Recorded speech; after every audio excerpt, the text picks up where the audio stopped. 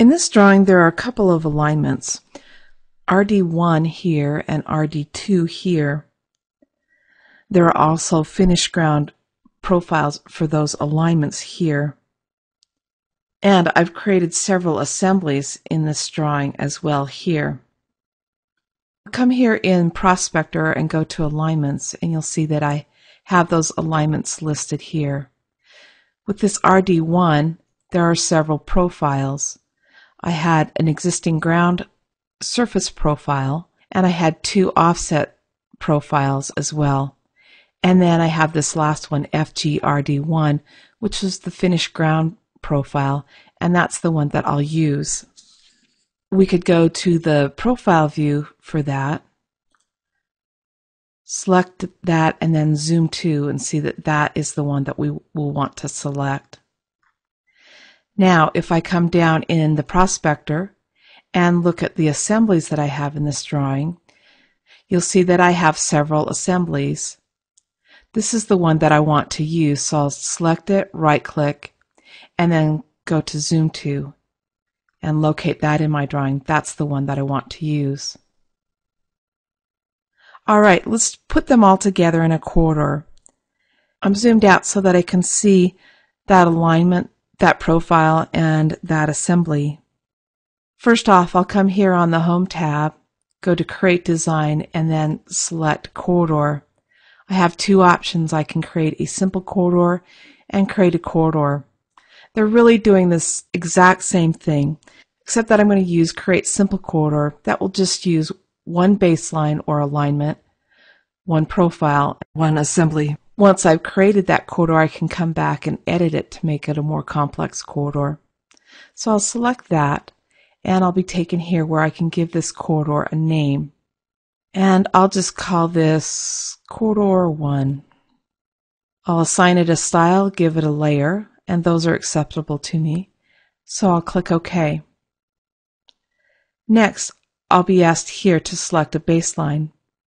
And I'll just come into my drawing and select that from the drawing.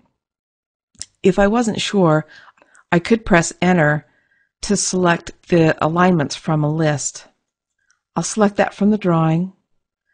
Then I'll select a profile, and I'll select this blue one. And then I want to select an assembly, and that was this one here. Again, for all of these elements of this corridor, I could press Enter to select those elements from a list. Now that I've selected those, I'm taken to this dialog box where I can set the target mapping. For this assembly, I have some daylighting, and I want that daylighting to go to the existing ground surface. So I'll select here and select the existing ground surface and click OK. And that's assigned that existing ground to both the right and the left side of that assembly. I don't have any width or elevation targets, so I'll leave those empty and click on OK. And my corridor has been built, and if I zoom up over here, you'll see that my corridor exists right there. Now I want to bring this corridor back so that it's not going through this intersection right now. And to do that, I'll select on my corridor, and I'll go to the corridor properties, and I'll just simply select that box. And you'll notice that a blue line appears around that corridor, and a dialog box has appeared that's showing me that corridor. What it's showing me is this region right here. And I told you that I wanted that to not go through the intersection, so I'll come here and change the end station. I'll select this button, and I'll select some point back away from that intersection, and that's assigned that end station here.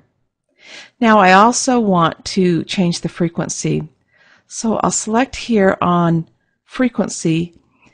I'll leave the tangent set to 25 feet, and I'll change this along curves to be 10 feet. And that's just so that I'll give a little bit more smoothing to those curves.